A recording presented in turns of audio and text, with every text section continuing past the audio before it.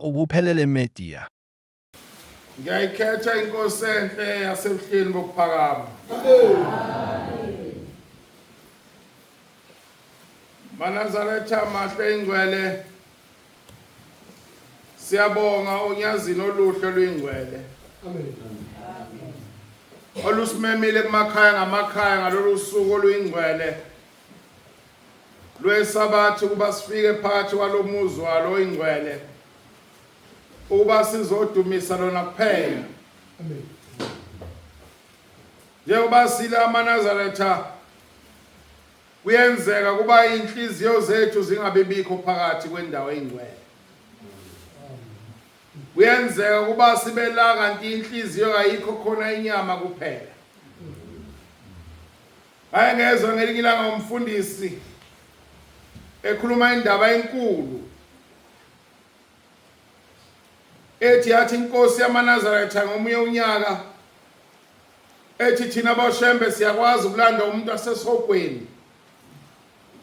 Sifike sisebenze ngaye kakhulu. Mayiseqedile wenza umsebenzi bese simbuyisela esogweni. Wathi ngelinye ilanga yathi inkosi yamaNazaretha thina boshembe uma simthandile umuntu noma kufanele ngabe uye esogweni kodwa ngoba usuke ethandwe yithi thina boshembe sinqabe naye. Wathi naphansi ethuneni thina boshembe siyakwazi ukungena naye phansi ethuneni. Uma esidelelile thina boshembe mayesephansi ethuneni bese sikwazi ukubuyisela umphefumulo wakhe phansi edliwe impethu nentuthwane ezwa ebuka. Sisendabeni enkulu uManazaretha yokuhamba kahle phambi kaShembe. Nokukhumbula ukuthi uShembe abazali bethu abathanda kangakanani. Njengoba sila amaNazaretha amahle enkosini sifuna indlela ekhaya. Athi uShembe indlela ekhaya edlule ingozini.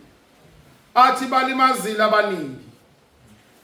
Laba abaningi balimazile abayithandayo. Ngoba ubasila amaNazaretha abafuna indlela ekhaya bakhona njengamanje. Ngoba banezinto zonke bavele babuka ngomnyango bathi liyana.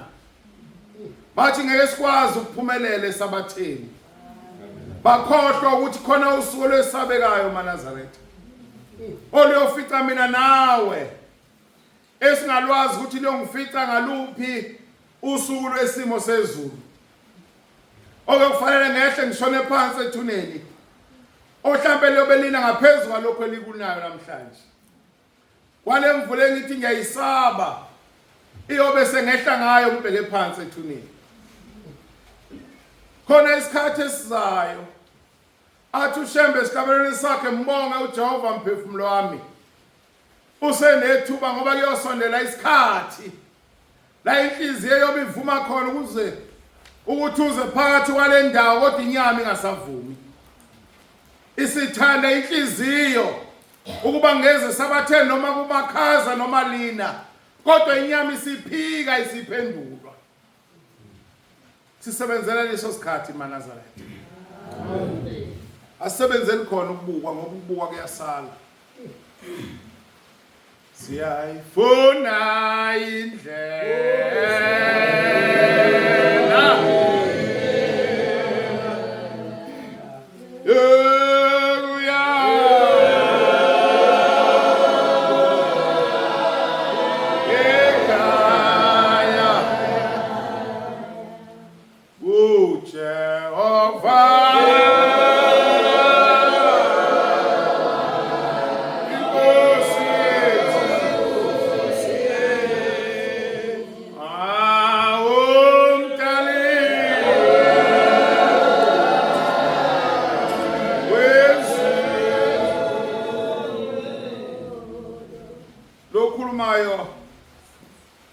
Umshumayelo uNcube eMpumalanga Thempele eMtubatuba iDukuduku.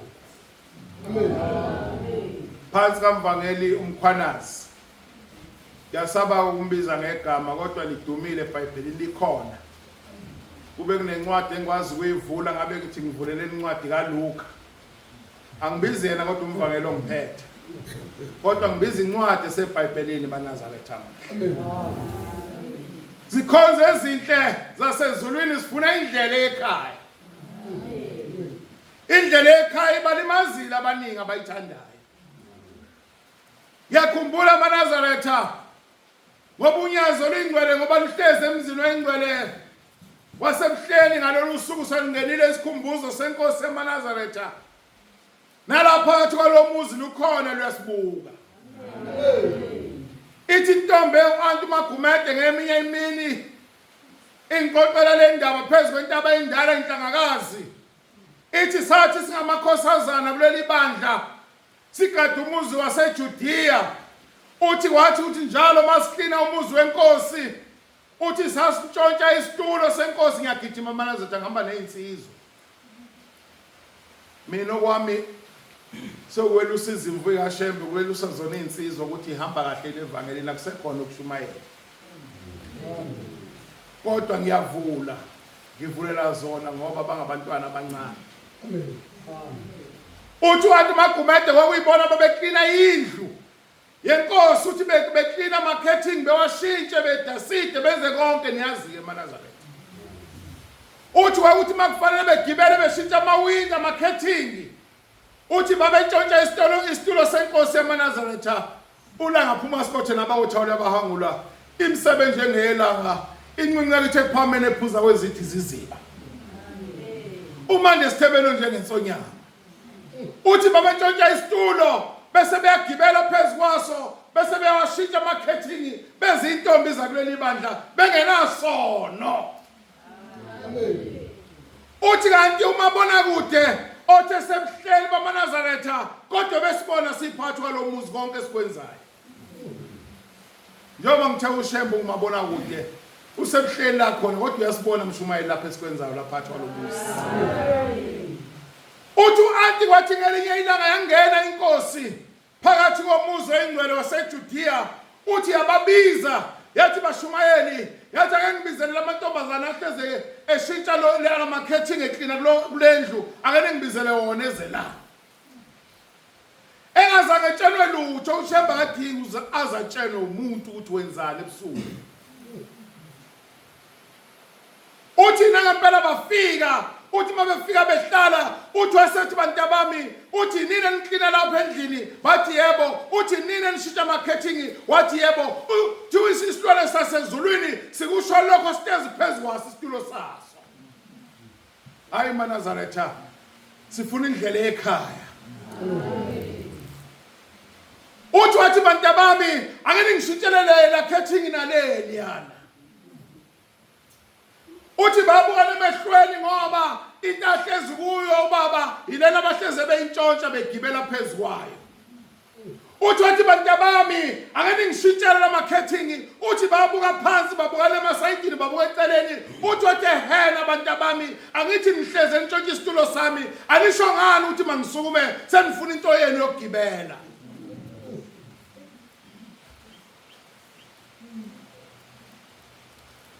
Uthi bantabami engisuke nikwenza ngisuke ngikubona noma ngingekho phakathi kwalomuzi kodwa ngisuke ngikubona enikwenzayo nenikwenza phakathi kwaleli thempeli uShembe uyanibona.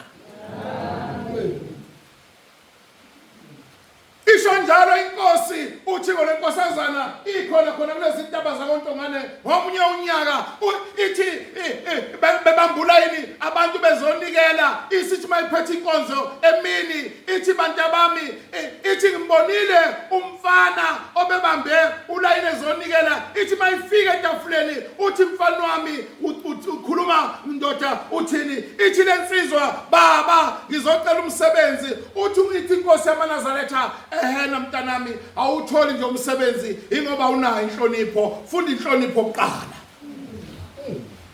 Ithi inkosi ngikubonile ngisendlini uyamuzwa uShembe. Ithi ngikubonile ngisendlini wena ufushana nabantu ujahu layini ukubamba ulayini ozonikela wazofusha ngisho namakhehla amadala uwaphusha kulayini ubanga ukuba phambili uthi funda inhlonipho umsebenzi uselela lapha ya. ngake ngagula maNazaretha ngomunye unyaka ngagula ngaphathwa unyawo ngagula into engaze ngiyibone ngahamba odokotela ngahamba isibhedlela ngizoganwa kumhla kuDisemba 2006 engangizoganwa ngawo yagijima kakhulu maNazaretha ngagula ngagijima ibhedlela ngagijima odokotela ngiphunywe inyama eyayiphume ngaphansi konyawo ngikhumbula indaba enkulu ukuthi konje singene esikhumbuzweni senkosi uthini uShembe uphilisayo uShembe ungumabona kude uShembe onensipho yokugeza ngoba silapha akekho omunye onensipho yokusigeza uShembe kuphela futhi akekho omunye ongakwazi ukusethula imithwalo mase singene nayo phakathi kwalomuzi uShembe kuphela okwazi ukwethula imithwalo noma ngakhona amathemba ngoba amathemba abantu kuthi kukhona uThixo esihlalweni kodwa abantu bebe namathemba eceleni kodwa ithemba lakho ngane wethu liyaphela kodwa uShembe akapheli lokho emile ngagijima inkosi singenile enelisiwe ngagijima ngaya khona ngihamba ngiphuka ngafika thi baba sengigijimile esibhedlela uhlabisa sengigijimile odokotela ngimilwe inansi lenyama ngomhla ka31 December ngiyaganwa angazi kwenzeke kanjani ngoba ngiyaqhuka umabona kude maNazaretha ngifuna ukuthi uShembe ungumabona kude uhlula odokotela ungudokotela ongaphezulu kodokotela uthi mntanami uzosinda sengivaselele amafutha ufike ugcobe lento ngempela ngathi mangifike ekhaya yafika eqhuma lelinyama waqhuma igazi ngopha ngabuyela kudokotela lo wayihlulekile wafika wayihlinza wayikhipha lokho engasinda lokho amen singathi ubani uShembe maNazaretha siyazidinga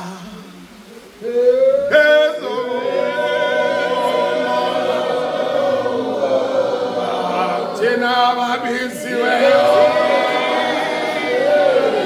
sasabe simbonge otumisekayo akabongwe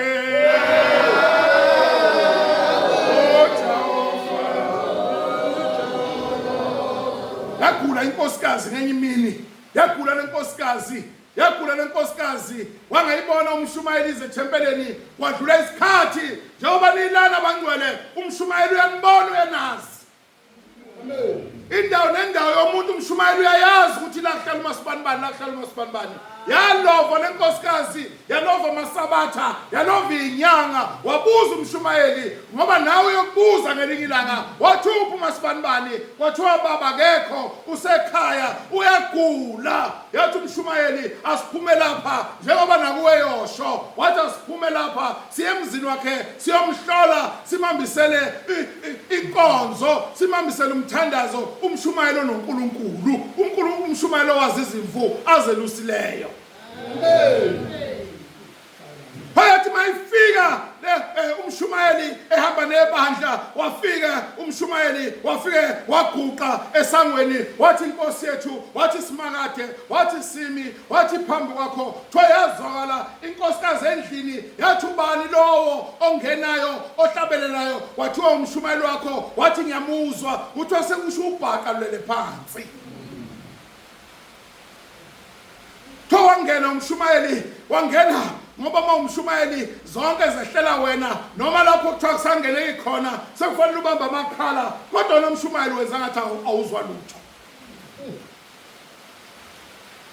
bonke bezwe ngathi bezukushisa kodwa nomshumayeli awubuza ukushisa umelana nazo zonke izimo ngoba ungumelusi ubekiwe khona ngena umshumayeli wafika waguqa wayesethandaza wathi maluso lithemba sethembele kuwe wathi mayiqeda sengiyakhafula sengiyagijima wathi mayiqeda umshumayeli wafulathela wahamba wathi ngiyabonga mshumayeli njengoba nawe uyobonga waphuma umshumayeli wahamba washaya isabatha wangena esontweni waphinde wabuza uthi unjani uMasibanibani wathi umshumayeli usebambeke kakhulu wathi hayi ake siphume sibuyele khona bonke uJehova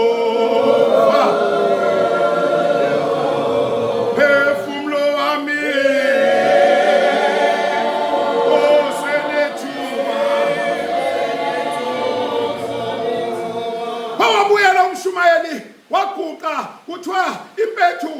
imudla lo mama ezwa ngoba kuzisikhathi eNazaretha.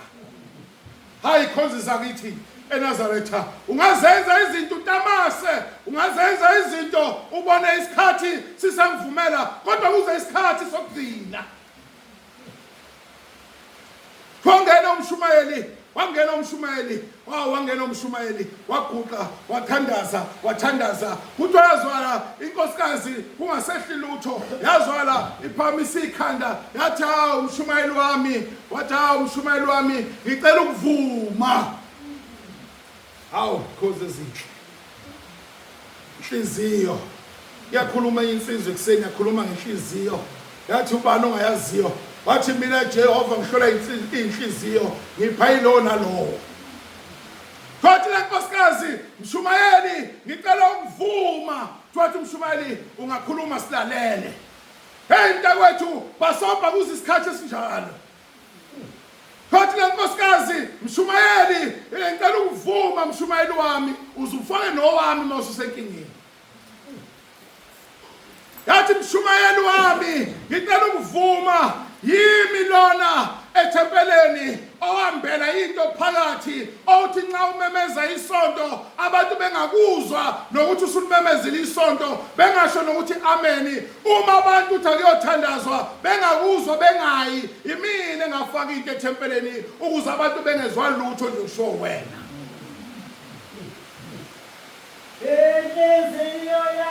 Inhliziyo yakhohlisa kunakho konke. Jeremiah 17 verse 9 ubani ongayaziyo inhliziyo eNazaretha? Mina Jehova ngihlola inhliziyo ukuba ngiphe nalowo. Inhliziyo zisonisa sigqokele izingubo ezibizwa ngamagama ezinhle kangaka kodwa ngenxa yenhliziyo siphume singene ezonweni. Shumayeli yimi mawumemeza ulala nathi inhliziyo lisuthi ngaphumi, yimina engenza lokho. Mawumemeza uvuka nathi uhambe neinsizwe ezimbili zonke zingayi zibika indlela, yimina engadala lokho. Hawu eNazaretha kuze isikhathi sokuvuma. Hawu kuze isikhathi sokuvuma ukuba nawe uyovuma konke owakwenzayo ngaphambi kokuba uhambe. Wathi ngicela ukuvuma mshumayeli ngoba indlela yami angiyiboni, imnyama angiyiboni ngoba kuvela lesisono engasenzayo ethempelini. Kwathi umshumayeli inkosi ikuthethelele. Waphuma umshumayeli oyingcwele waphuma wahamba. Uthiwa wathi sewukhalwana kwabonakala igijimi zigijima ziza zafike zaguqa mshumayeli sizithunywe ekhaya ukuthi asizobika ukuthi uMasibambani usehambile. Mkhokheli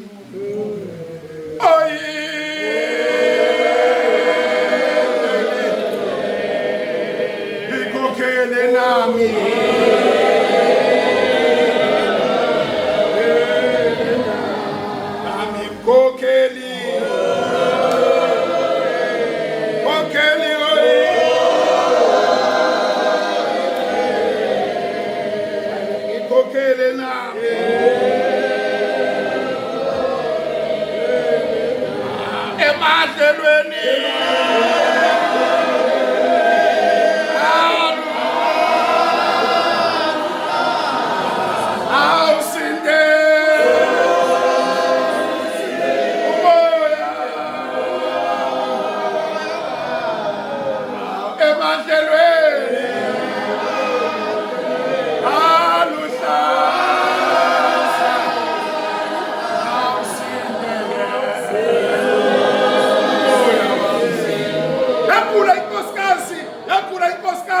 yalala isibhedlela. Kuthiwa yathi mayibonakala ebusuku lenkosikazi ilele esibhedlela ivuke njalo iyesinki ibonakala iwasha kodwa amanzi ingawavulile newashing ingayiphethe ibonakala iyawasha lenkosikazi. Abuza amanesi, nkosikazi mame uwashani? Yathi inkosikazi angiwashi yona iwashing, ngiwasha isiphika sikamkhokheli ngasincolisa ngangimhleba ngangimthuka manje indlela ngiyiboni kuthiwa ngangcolisa umkhokheli.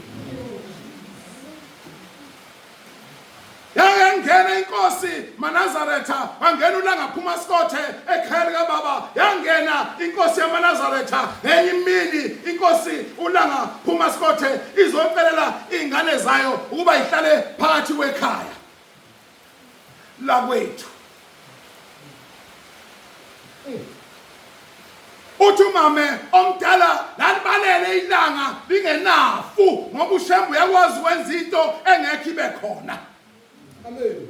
Uthi lalibalele kakhulu ekhaya kwethu wakhiwe ngamasoyi izindle ezindala kulesa sikhathi esidala. Uthi wathi mayibona esangweni wabona nansi imoto yenkosi ingena watatazela ukuthi uzokwenza njani. Mayithi uyabona inkosi yamakhosi uthi wagijima wangena endlini ngoba wayenezinsukwane eshadile wakhipha isitulo lesa esiphathela ubaba mayizogana. Uthi wafika wayibekela eceleni kwendle yamasoyi. Uthi wathi izohlala khona ngoba endlini wakungekho esimeni esiright uzindlu leziyana zasemakhaya phela. Uthi wathi mayithi fanele ihlale inkosi uthi yahla emotweni yathi inkosi cha angizukuhlala lapha phandle ngingenise endlini. Uthi nangempela ingakasho njalo uthi ingenise endlini. Uthi waphakama ifu nami emkhathini. Uthi laqala lathi qapha izulu. Uthi wabonakala ukuthi inkosi ngeke isahlala phandle. Hayi maNazaretha uhlupha isikhathi. Namhla sengenza isono ngadla isikhathi insizwe. Sengenza isono esikhulu. Ngoba manje kufuneka amashalofu kakhulu. Ngoba mangikhuluma ngenkosi ilanga lamalanga ngikhuluma ngomuzwa wethu. Namhla sikhuluma senze 23 kababa yena impela lona eyangena inkosi ilanga lamalanga lize kuye lizofuna umsebenzi. Yena impela futhi lo baba owathi eguqile etafuleni ezocelela ubaba ongizalayo abantwana wathi mina ngiyabathola abantwana kodwa umnewethu akabathola abantwana ngizocelela umnewethu abantwana. Yathi inkosi ilanga hamba umlande wagijima wayomlanda wabuya wazoguqa etafuleni kwabheka uZulu wathi namuhla ngizokwemukelisa abantwana satholakala lapho sathola ngezwi. Amen. Hlupha isikhathi insizwe. Ebe mabili mathathu ngafuzi mina. Senginesono. Nkosi yobusisa abakuzwini. Ubuphelele Media.